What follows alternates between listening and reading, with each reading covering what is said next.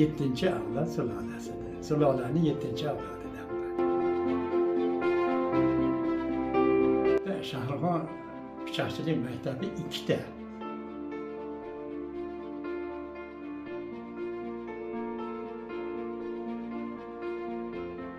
Arablarda pichoq mashaqqat bo'ladi.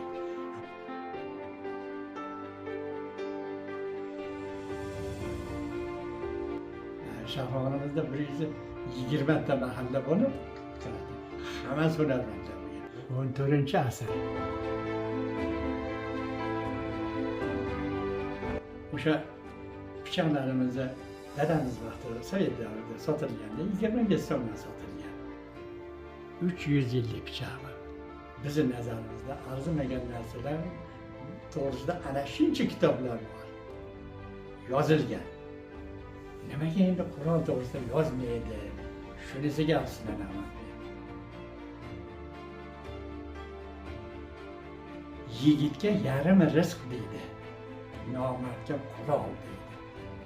Shunday qilgan, shuni o'tkir bo'lavergan.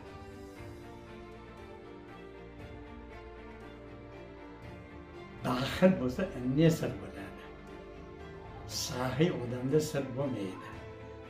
Saxiy odam nimani bilsa, o'shani o'rgatadi birovlarga. Bu nima bu? Ya buni bilmadim lekin. Hali babuchka-ku nima?